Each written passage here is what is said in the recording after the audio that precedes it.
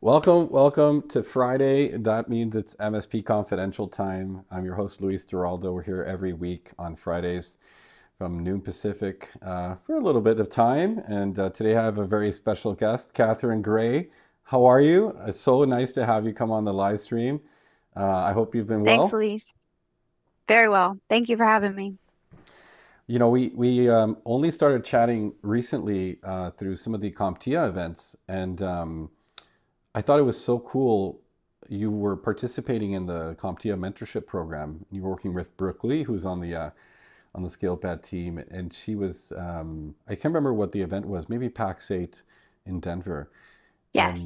and she was so purposeful about coming around to introduce you to some folks that she knew and sort of making sure to spread the love and knowledge that she has about your talents and your good presence in the industry. So I thought it was a great opportunity.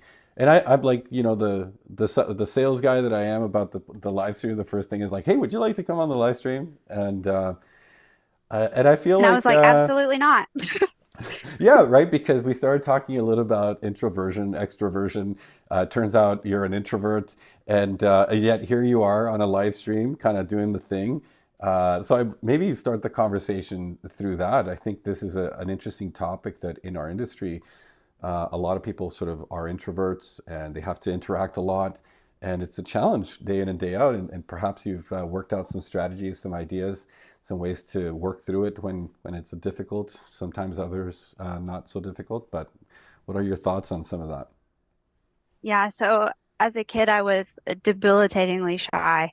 So it was really hard for me just to talk in general. So I've tried to break through that and come to realize that introversion is not a negative thing that has to be overcome necessarily. I mean, I think we should all work on ourselves and grow. Like speaking is something that I would love to grow.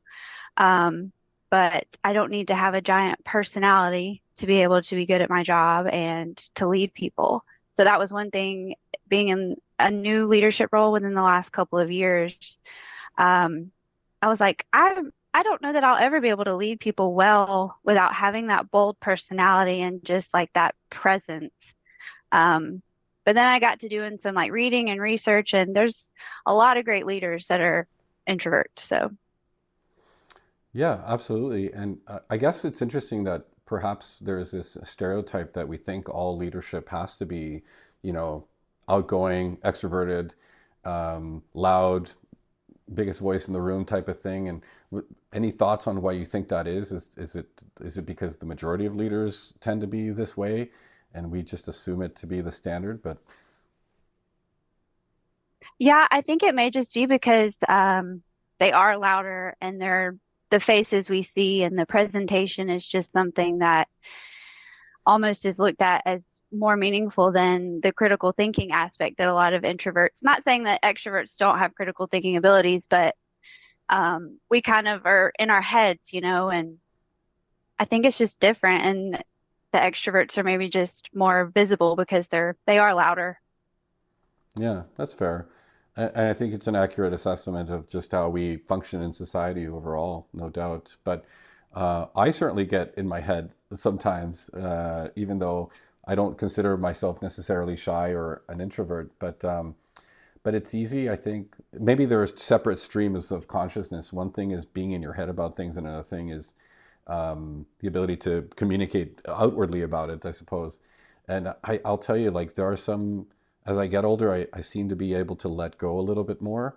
And I was telling you a bit about Stoicism because I've been reading Stoicism this year, and it's definitely it's the constant reminder of just letting things be, and just trying to just shift to be able to be my authentic self. I know Tim Coach loves that word, and so I figured I'd drop it. The authentic self is just, we need to show up how we need to show up, and I think the authenticity that comes with that is something that people pick up on, even though we may not feel like we're telegraphing it. But let me ask you about authenticity. Do you feel like you have been, presenting a different person than you'd like to show up as? Maybe sometimes I think sometimes it's hard to embrace that introversion because I think sometimes it can be viewed as a weakness. And so sometimes, and I don't know that this is actually a negative thing. Sometimes, you just fake it till you make it. And I think sometimes that's positive. I think that's sometimes how we grow. But a couple of the quotes that I had mentioned, speaking of stoicism, the Seneca quote, I wrote it down. We suffer more in imagination than in reality. I'm a big worrier, so I will worry about an event or a conversation that I have to have with someone for weeks, and then it happens, and it wasn't that big of a deal. So just, I think, acknowledging and just being your authentic self, be vulnerable. It's okay. It's a good thing. Hmm. Yeah, and it's a habit too. I think we kind of figure out the little techniques and things that maybe help us overcome in that moment, that extra being in your head or what have you. And I think we have to repeat it over and over and over again to make sure we just get comfortable with the new order, so to speak, of Yeah, being. literally every time I have to remind myself. Well, hopefully someday it'll just be second nature, Maybe. and you'll realize it's like, oh, this thing happened. I'd never worried about it once. Wouldn't Yeah, that be nice? Yeah. that would be so nice. Do you think introversion? I mean, I think it does. So let me just ask the question differently. What role do you think introversion plays in career development and career growth? Because maybe I think it's one of the things that gets into people's heads and makes it difficult to live in that edge of discomfort. I suppose there's some expression out there about growth happens at the edge of discomfort. And so I know that you've been passionate about career growth and culture and stuff like that. And I figure there's probably some connection there too. Yeah, I think that, especially in my case, like extra introversion goes well with like being an engineer because there's not a lot of like conversation that necessarily has to happen. You're not out in front of people. You're not having to give presentations. But leadership, when that role was presented to me, and I was a little insecure about it because how am I going to do that? I think in organizations, it's really good to have because introverts are more of like the empathetic listeners, and I think it's important for organizations to have both types of leaders, have those empathetic and listeners, and then have those more extroverted personalities. I think it's a good mixture to have in an organization. Yeah. In the realm of, you know, following, because I think uh, it's important that people are also good followers to some extent. Um, do you think that introverts identify other introverts more easily and tend to follow the other introvert, or do you find that there's maybe an opposite attracts type of scenario? No, in my experience, I would say introverts stick with introverts. Um, we may admire and want to be more like extroverts, but I think, when even like mentorship, I want to find somebody that's kind of had my same path, um, walked in the same shoes that I have. So I think in my personal experience, I have been drawn more to introverts and specifically introverts that have become great leaders. Hmm. And I think each criteria maybe starts to whittle down the pool of candidates a little bit more and a little bit more. And so mentorship is definitely not easy to be paired up with perhaps the ideal person to give you that inside look at that path necessarily. But maybe we can talk about the CompTIA program a bit. We have a mentorship program at ScalePad, which I think has been instrumental to getting even some cross-functional communication between people that would have normally never necessarily found themselves in a one-on-one conversation. But it's interesting that CompTIA does it across industries and geographies and different types of roles and so on. And maybe a little bit of your experience with the CompTIA mentorship. I'd love to hear what it's been like. Yes, shameless plug for that. I think it's an extraordinary thing that they do, and I would encourage anyone, mentor or mentee, to sign up for that because I I would say that my boss is a great mentor to me. But I think there's something to be said about just kind of an outside party, taking a look at things, kind of a fresh perspective, somebody outside of your company. Um, it's Brooke. Not every situation is going to be as wonderful as mine and Brooke's because we came from very similar backgrounds. She's technical in nature like I am, and worked her way up. So it was just good to have that kind of sounding board. And like she mentioned in a recent article that she wrote for CompTIA, it's more like a partnership because we can both kind of learn from each other. So Hmm. I shouldn't, just join because I'm wanting to be coached. We can both learn from each other. So it's a great program. And like I said, I think anybody should try to join. Well, yeah, I wouldn't deter anybody from joining either. I think it's a great program. I think it's interesting too when people have, and there tends to be sort of maybe a older mentor, younger mentee type of approach because of, I guess the natural course of roles and the experience kind of plays a little Sure. bit of a factor in whether feel like you're up for the mentorship or the mentor role. And so I think that's interesting too.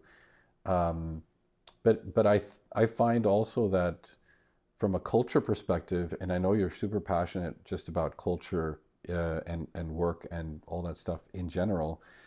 Um, I think mentorship just changes. It takes you out of the echo chamber a little bit and just helps you maybe expand on your ability to interact with different types of people that you perhaps would have not been exposed to at any given point, just because we're in our little nucleus a lot, and so have you found the CompTIA mentorship playing a role now for you inside of your organization, and maybe you're modeling some of these things and bringing some of that to Warren Averett? Yeah, I would say that it's made me really think about the way we do things at Warren Averett because we're almost completely remote. We have an optional office, but we're really spread out throughout the Southeast.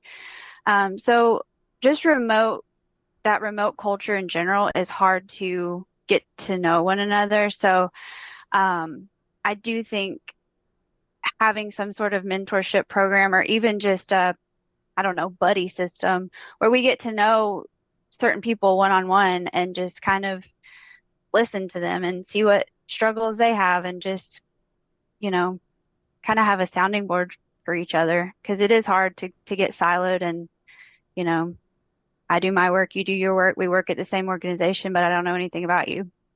Yeah, it's yeah, what an opportunity, right? And it feels like such a wasted opportunity to like a deeper connection and understanding. And this kind of it's an interesting segue because this is kind of a lead into the work-life conversation. In fact, a little while ago, I remember I had heard somebody on articles somewhere kind of restating the idea of work-life balance to say work-life integration rather. And I think COVID kind Yeah. of changed so much about how we think about the work-life thing because literally we brought our work environment into our living rooms. And I think a lot of the boundaries maybe disappeared, perhaps all at once, perhaps a little bit more slowly. Yeah. Um, and so, what's your take on work-life balance? Are you sort of a boundaries person, or have you found that you're wanting to, you think about work all the time and you're kind of fighting the need to be thinking about it, but you enjoy thinking about it? This is a struggle I think a lot of MSPs have in their minds because like, I just can't Yeah. stop thinking about the things that I want to do in the business but I need to make some space for family, for other things. And so your thoughts on that? Yeah. So this is something that I has been a non-negotiable for me since I started working. Um, One of them is I want to always do meaningful work. I want my work to mean something. And then you are absolutely correct. When we came home during the pandemic to work, and I never left home and went back to an office. So it really did shift from a work-life balance to that work-life integration where work is constantly like I walk by my office and I'm like, I could just sit down and do a little work. But um, having that break away from work, I think is just critically important, especially in this day and age where information is just like everywhere. And I just don't think that humans are meant to consume information constantly. I think a big reason people get burnout is just that constant. We talked about this a little bit, but like the busy versus productive. With Mm. technology becoming more and more advanced, it gives you more opportunity to add more things to your plate and add more things to your calendar. So I read something recently, and it's talking about like the burnout um, epidemic that we're kind of having now with just the technology, and that you got to take time to find your oxygen, like what helps you breathe. So for me, it's going outside in nature, taking a hike. I don't want to talk to anybody. I don't want to listen to music. I just want to sit on a rock in the woods, and that is my oxygen. So that's what rejuvenates me, and I think it's just really important to take that time to breathe. Yeah, I'm at an event in Miami, and we were having a conversation last night with some MSPs around the topic of standardization. Um, and it's interesting that we, as MSPs, have always stated, this desire to standardize and become more operationally efficient, so we can have our people working on more valuable things. But Hmm. interestingly, it seems like the default is just to fill the time with just more busy work. Um, and so quickly the opportunity to have thinking time just kind of disappears. Yeah. And so, and the calendar management piece has, I think, become more important than ever. I, we have kind of a no meeting Friday approach at ScalePad, for example, because people need to be able to make some space for deep work. And deep work sometimes means Absolutely. taking a walk so you can change the context, the environment of the thing you're thinking about. And for me, taking a little walk sometimes is what triggers a creative idea, or just getting outside of the echo chamber of IT and MSP. Maybe I can transplant an idea or some creative thought from another industry. So I find that so refreshing. It's always tough to come back into the nitty gritty of things, but that's where I think we need to find a bit of the pace and balance. No doubt. Yeah. And the whole like pseudo productivity, like your productivity is measured based on how quickly you answer an IM or an email or Mm. all of these things that are not actually significant or important. And we're covered up in meetings where, like you said, we can't do that deep work that we really need to because it's not visible to like being remote. Answering an IM or an email as fast as I can is visible, but doing deep work where the outcome may not be immediate, it can be perceived as laziness because it's not like a visible, tangible thing that I've done. I find it interesting, as you mentioned, that being an MSP to small business customers, medium customers, and so on, a lot of how the perception of how we're doing is measured in quite literally responsiveness. Hmm. And so in a way, we're kind of training ourselves to just always be available, always respond very quickly. And maybe we're creating this environment for ourselves. But, and this is, I think, the kind of black and white nature of humans is if you need to be like this over here at work, it's really tough to some kind of just switch it out, punch the clock at the end of the day and check out. Like some people just can't do that. I find it difficult to do Yeah. that for sure.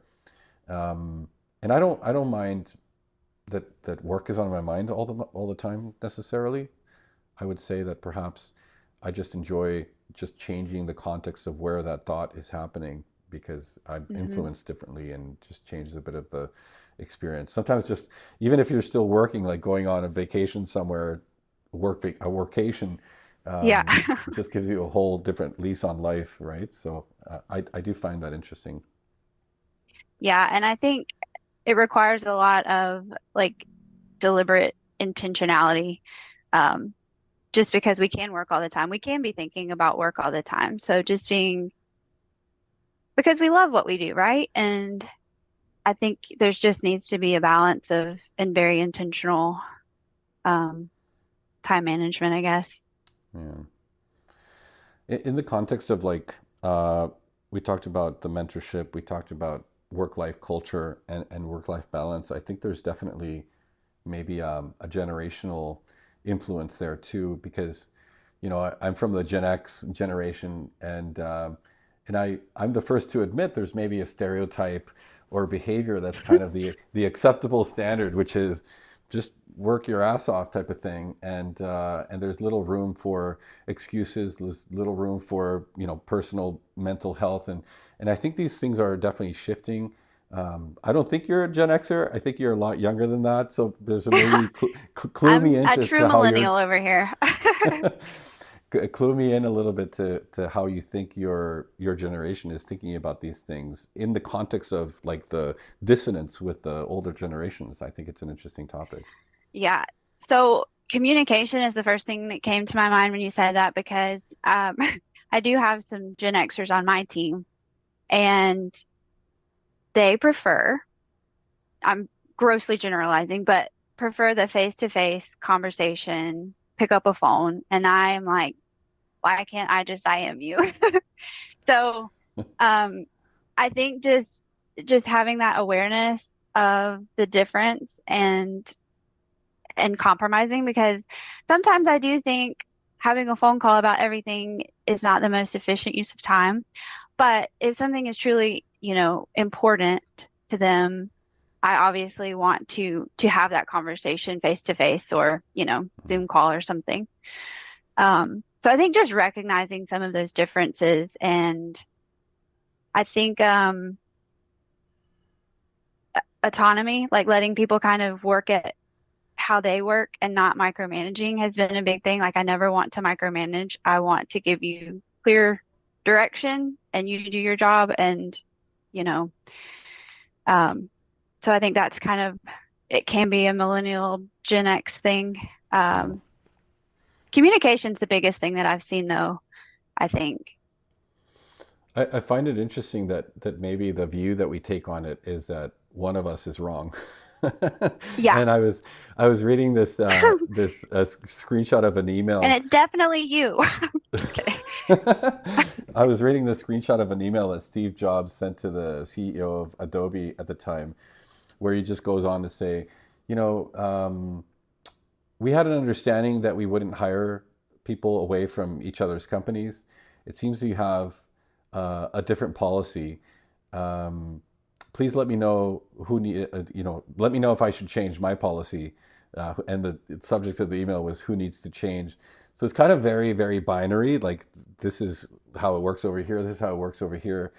And I don't necessarily know what the happy medium version of that is because, there's the reality that I think as the Gen Xers get older, maybe some of those behaviors are just even more um, present than before and Yeah. more obvious. And perhaps even surface even more in the face of like a changing dynamic, a changing work culture, a changing way of engaging. Um, so yeah, maybe we are wrong. Maybe you're right. You're gonna outlive us anyway, so we'll maybe start shifting to do it your way. Um, so yeah, but back to the generational gap.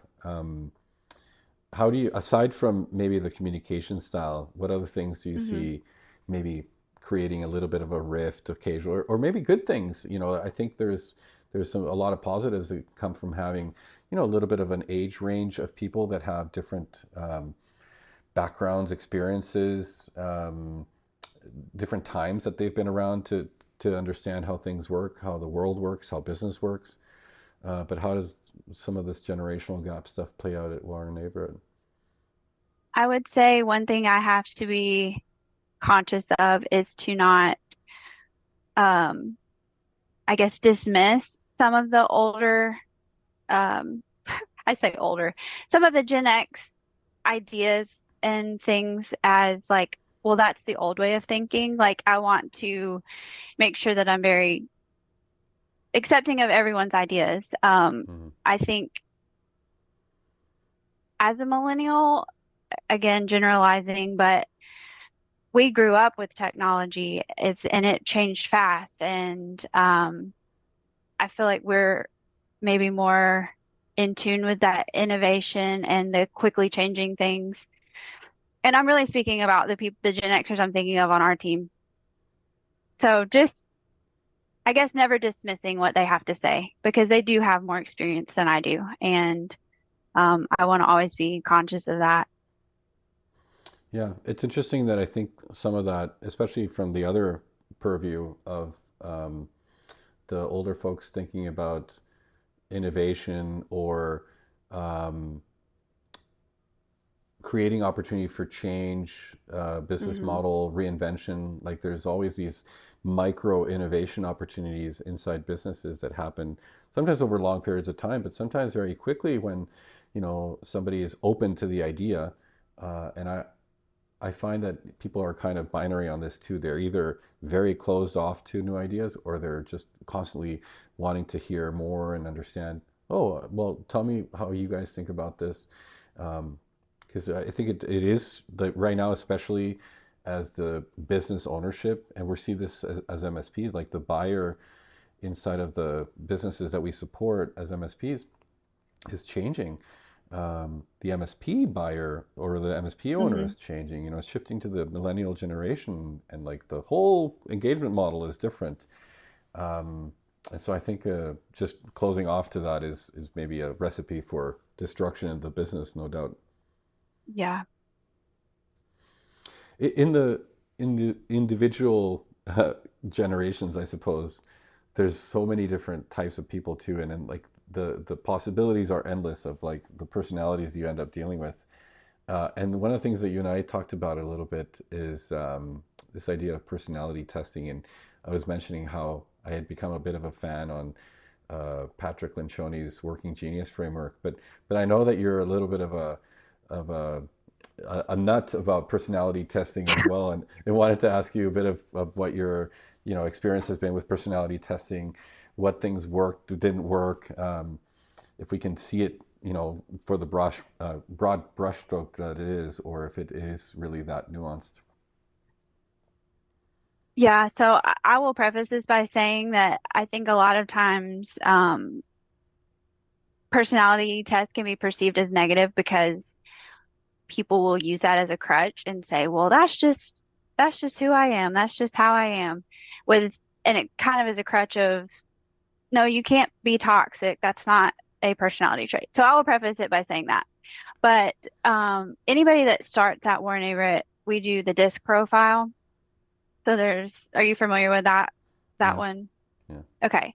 So there's, the dominance, influence, conscientiousness, and I don't remember what the S is.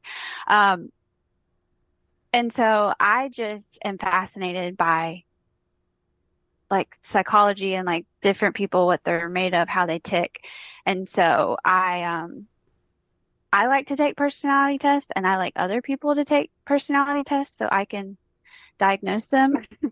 But I really do think that it helps. Like we're able to pull that up and see that of our different team members and where they fall in the disc profile. So I think just kind of like the generational gap, there can be a gap in how people want to be communicated to. Um, so sometimes like if I need to have a conversation with someone, I'll look at their disc profile and just kind of see where they fall. If they're a high D, they want communication direct to the point. They don't need any fluff. And so that's how I'll communicate with them. I'll kind of shift based on the personality. And I really think that um, is meaningful to people that you take the time to kind of cater to them Mm. in that way. Steadiness was the S. I went and looked it up. Steadiness, yes, thank Yeah. you. And it's an interesting one for the business of being an MSP, because I think the way that customers perceive the role of the MSP in their life and in their work is sort of this omnipresence and constant consistency, et cetera, et cetera. But what we were talking about just a moment ago, like on who is it to adapt to the needs of the other person, and in the case of like a manager employee relationship, do you feel like it's on the manager to cater to the needs of the employee, or do you think there's a halfway meet in the middle point, or like where do you feel like there's a little bit of the tug and pull on that? I think it probably in my opinion, it falls more on the manager, but I do think at some point there has to be kind of a meet in the middle, um, because I can't always adjust who I am. Um, So I think a little bit of a happy medium is probably key there. Mm. But I just think the awareness of knowing like who you're talking to is helpful. Yeah, yeah, and I think that is not always the case. I don't think necessarily everybody is thinking about their, situational awareness. In fact, I remember Very true. this fairly popular YouTuber who was in consulting, corporate consulting of some kind. Cody Sanchez is her name. And one of the things she talked about when and she's become quite successful running businesses, buying businesses, and doing sort of her own entrepreneurship journey. And somebody was interviewing her and asked her, how do you hire? And one of the things she was talking about, this it's kind of perfect for Instagram and the type of thing that is just, clickbaity. But she goes into the story of like, yeah, I take them to coffee because I want to see how they order coffee.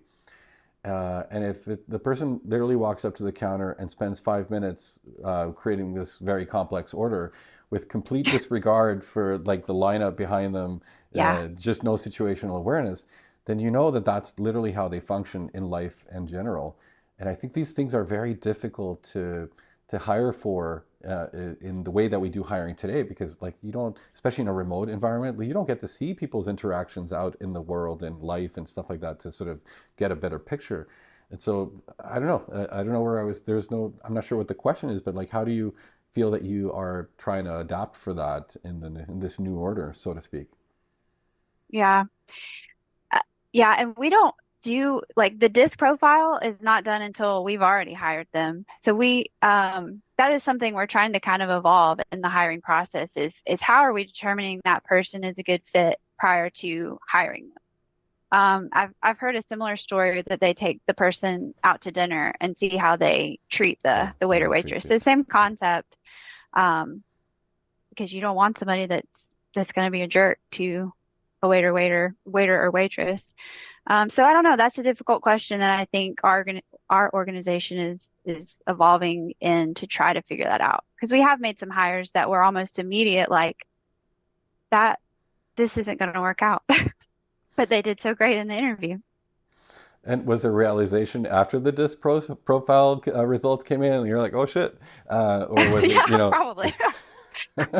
Yeah, yeah, interesting. I think also like in the you just talked about sort of things were evolving, and I think this is an interesting thing that happens too, uh, especially now that I've been having all these conversations with MSPs about compliance. We tend to think of most projects and things that we do having a finite beginning and a finite end, and I think it's super tough for people to get comfortable with the idea of something that is literally a continuously evolving thing for eternity, and culture and personalities and hiring, all these practices. I sometimes see the missteps of an organization. Oh yeah, we're going to make this change and it'll be fixed tomorrow, but it's almost never tomorrow. It's always like this small incremental yeah, changes over time.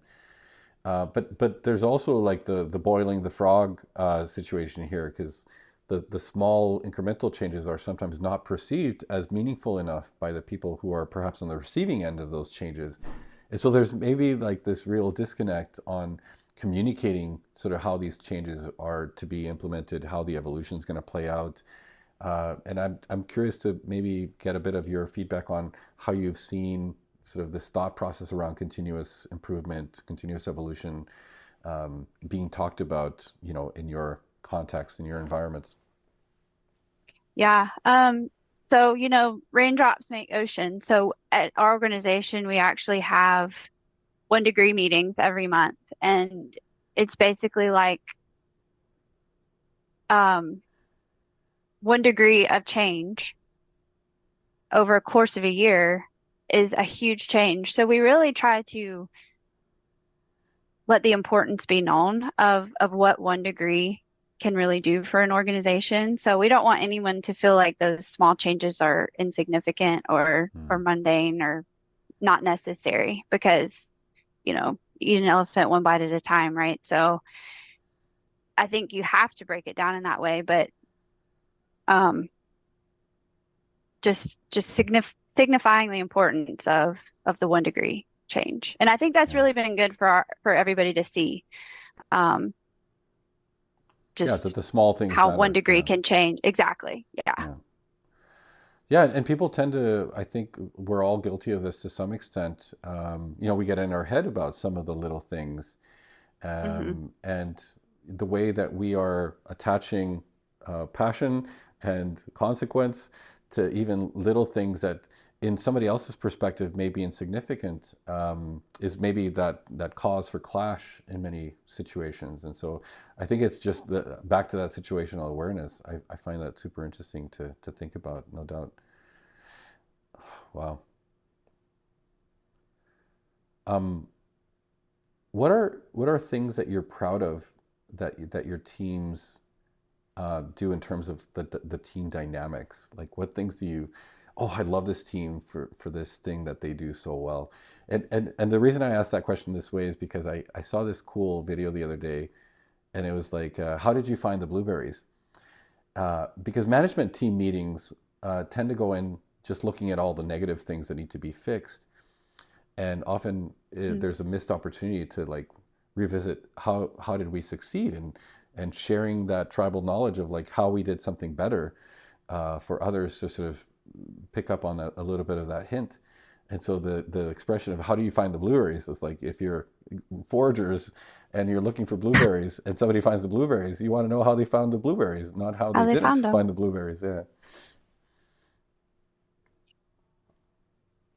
So I would say what one thing I'm proud of. So I'm in charge of like our administrative team. And so this may get a little off your question for a minute, but we started the EOS a couple of years ago, and that's been just super successful, especially with us being remote, just having those check-ins every week. So we celebrate our wins every week in the administrative team meetings, and really do try to focus on what good happened this week versus, we talk about the negatives too, but we do try to celebrate what went right and how we got the blueberries, I You got guess. the, yeah. I feel Yeah. like this is going to make an appearance at your next EOS level 10 meeting. Yeah, we're going to talk about it.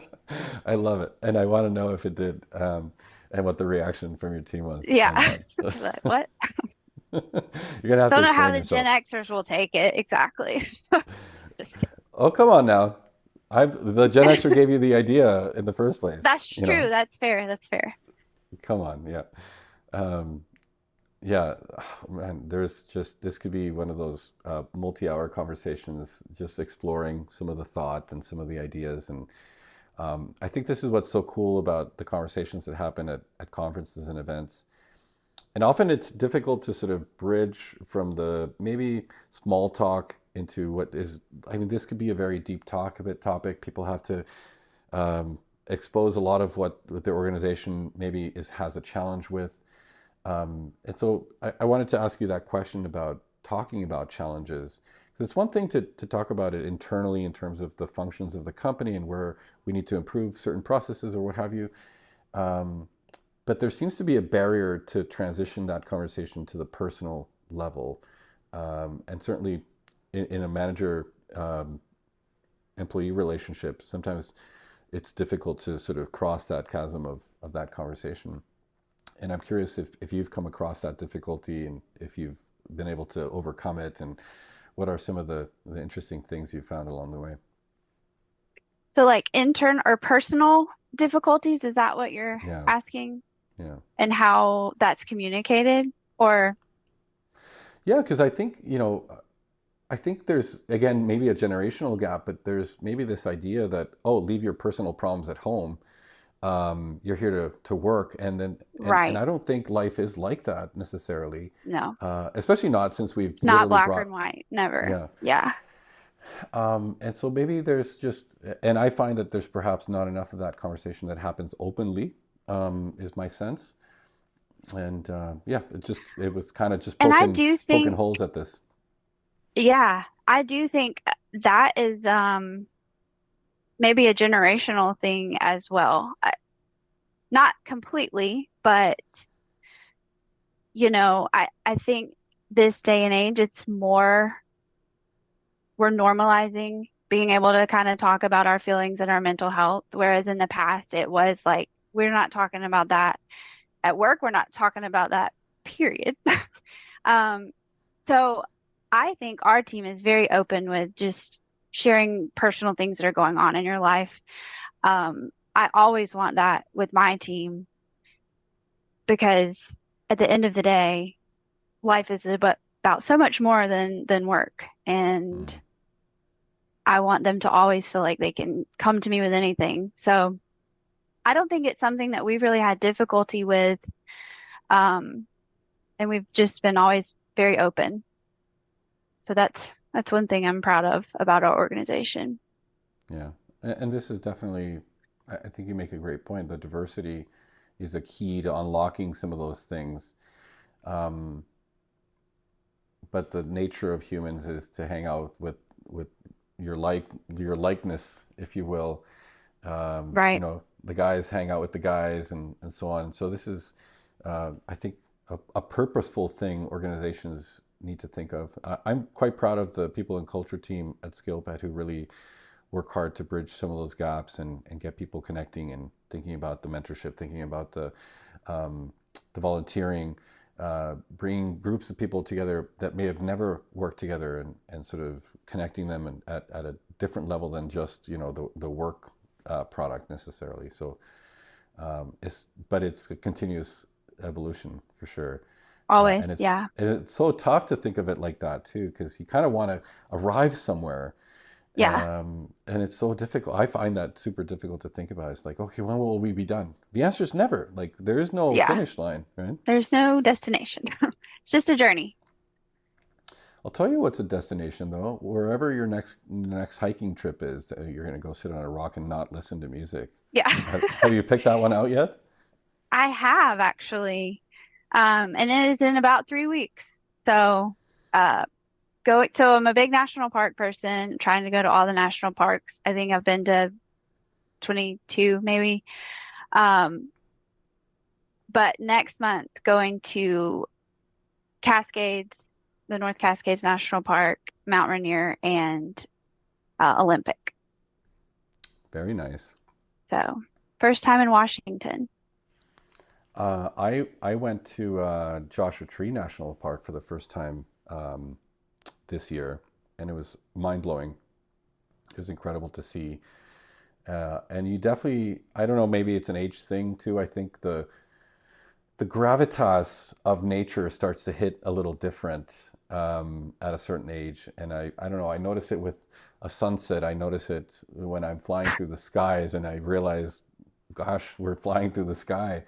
Or Yeah, just sort of how the world around us kind of exists, and we're just this little tiny speck. So yeah. it's tough to think about. Do you bring books on your hiking trips? Um, just for the airplane. Usually when I'm in nature, I'm so tired and out of shape and catching my breath that I don't have time to read.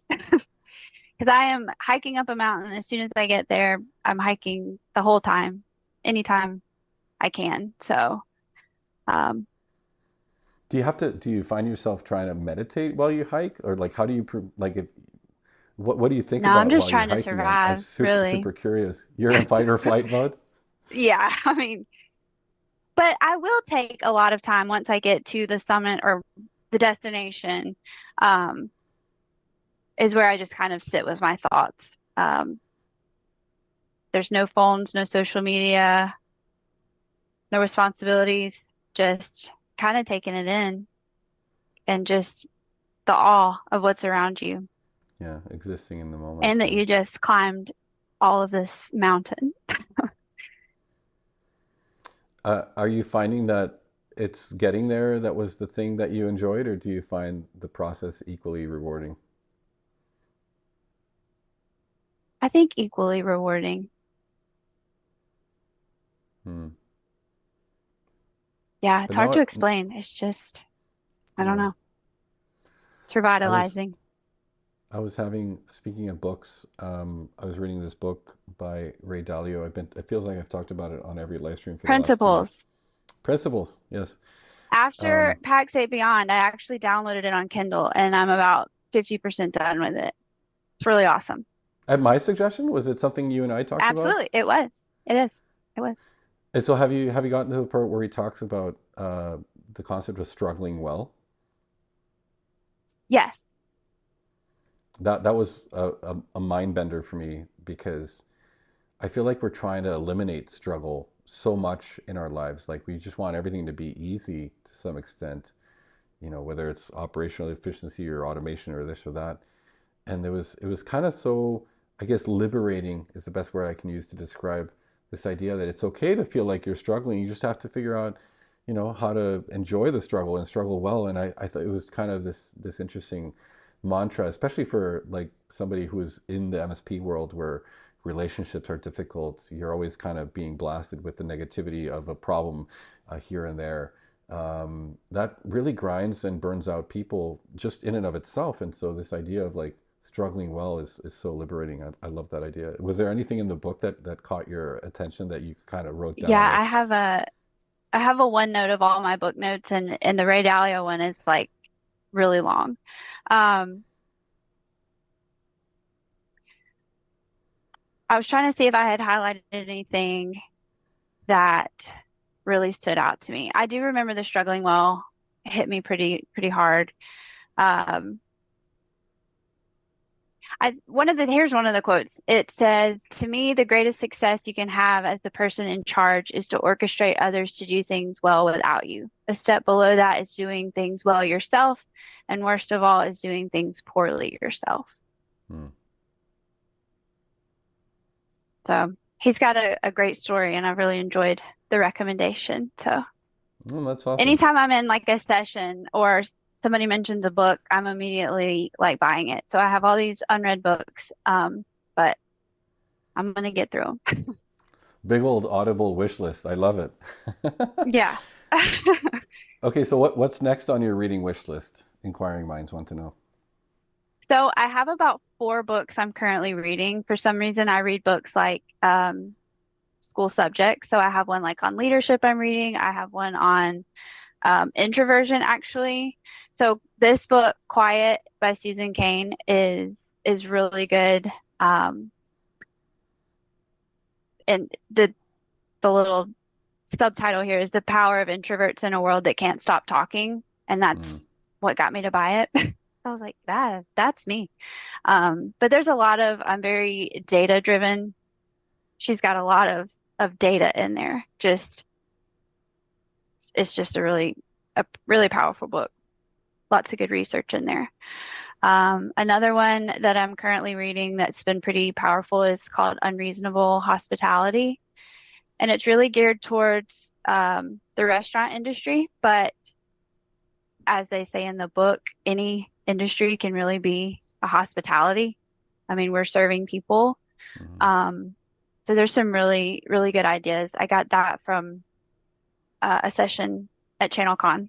Somebody mentioned this book, and I was like, add to cart. So those are Yeah, the two that I'm focused on right now. I love it. I'm curious about that unreasonable hospitality one. I'm going to put it on my list as well. Yeah, it's really good. Um, Back to the introversion topic for a second. Have you been wishing this whole time that this conversation would end soon? Just out of curiosity? No, but I might have to go like take a nap after this. You've expended all your social energy that you had Yeah, available. yeah. Thankfully, it's the Uh, weekend now, and I don't have to talk to anybody.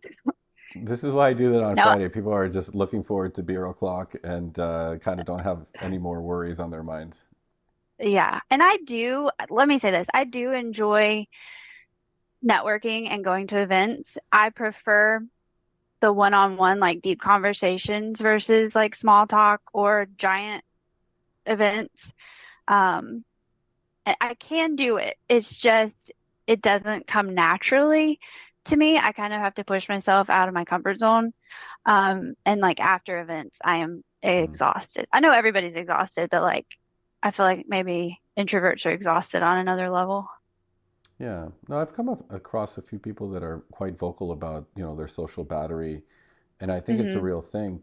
Do you think do you keep Do you always have a list of things for deep conversation at the ready, or do you think conferences should maybe provide a space for people that want to just not have the loud bar conversation to be able to, go away and sit down and just almost like a facilitated deep discussion? I think that'd be super I think interesting. that would be kind of cool. Yeah.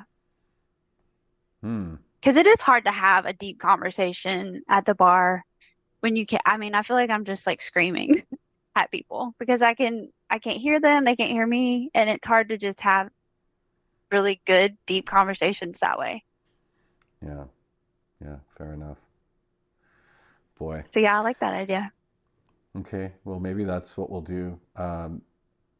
We'll have a list of deep conversation topics to Yeah. go away from the noisy crowd and I'll go. help coordinate this. I comedically, I keep this list of conversation questions actually, and I've talked about it a couple times. It started out as a funny thing. It started out as dating questions. Dating questions just happened, and I've been married for 17 years, but dating questions happen to be interesting from many perspectives because it's just asks a slightly deeper question than the average social interaction is used to asking. And I Right. found them all to be very interesting to ask just in a personal social setting, even if it's not a significant other or anything like Yeah. that. What is one So of them? well, let me pull up a list here, for example. You're gonna have to answer the question though, if you're gonna make you pull it up. Oh, well, Let's see here. I keep it pinned in my notes because I literally go like bring it up all the yeah. time. Um, so here's one, and please don't mail in this answer because it's easy in a setting where your colleagues at work might see it for you to like give the easy answer. But here's the question: if you could do any job in the world, what would it be and why? I would be a park ranger. Oh, and why? Because you get to be in a national park all the time and you get to help people see the beauty of nature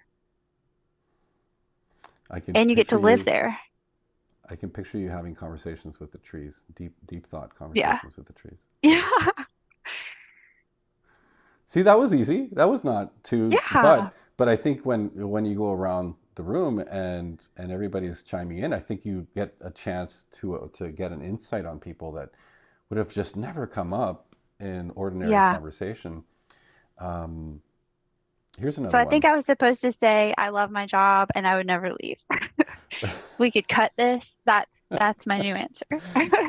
Well, at least now we know that if you fall off the face of the earth and not to ever turn up again in the MSP ecosystem, we'll know you're probably, talking to a tree Yep, in a park somewhere with a ranger hat exactly. on. Yeah.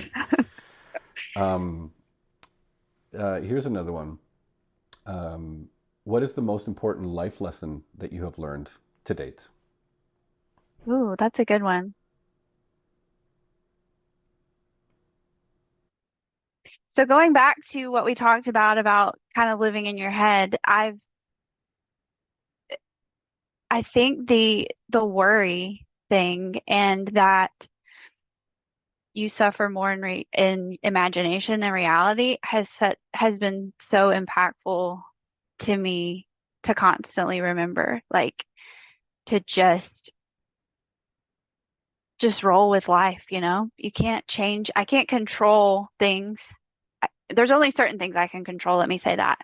Um, and like you said earlier, I can only control how I react and adapt to situations. So worrying really does no good except cause anxiousness and Mm. stress. That's the first one I can think of, at least. Yeah, I identify with that, and we talked about stoicism and how that's helped me a little bit in letting the water roll off the duck's back, Yeah. so to speak. But I think more impactful than that, earlier in my life, is perhaps the realization I had one day that if I set my mind to something, I could accomplish anything I wanted to accomplish. And I've been lucky to have a professional musician career and get into the IT thing and then get into the software thing. And I think I come across many conversations where people are like deeply afraid of what feels like a complete pivot in life to compromise your identity perhaps, or just this is Yeah. I don't know if I would recognize myself in a new role, in a different way of working. Um, and I think that realizing that I could was kind of liberating in many ways. It kind of created this opportunity for exploration and tackling any challenge. And I think IT was responsible for some of it, because I remember distinctly enjoying this idea of like walking into a residential consulting appointment where I had no clue what I was going to come across, what issue they were having, and sort of feeling challenged by that, and enjoying sort of the discovery and the troubleshooting and all that stuff. And Yeah. that has kind of expanded to take a bigger central role in life. And so I find that has been a super interesting lesson to continue applying, is to have that curiosity, force myself to ask one more question, linger a little bit longer. Mm-hmm. And I find that super rewarding. That's awesome. I like that one.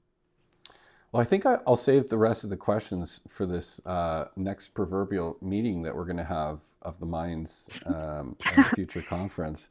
Hopefully, you'll be at some of the fall events. We're all over the place. We'll be at DattoCon coming up at the end of October.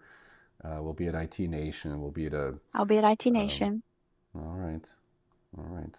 I'll make a list of those specially selected questions just for you. Perfect. So I do have a question for you that I've been curious about. What drove you to start this MSP Confidential? Interesting. I found that I was just deeply curious and interested in what some other people were experiencing in the growth, the evolution of their businesses.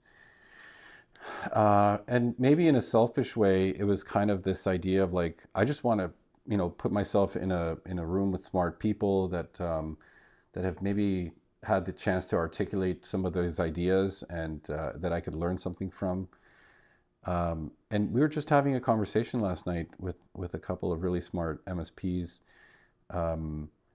that we realized somebody came along and joined the conversation, and we were deep in this, like, we understood kind of intrinsically what we were all agreeing was the situation.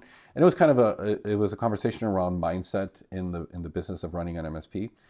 And when we had to kind of catch this fourth person that joined the conversation up to what we were talking about, it was interesting to have to articulate it and say it in your own words and talk about it, because I think it changes how you are thinking in the process.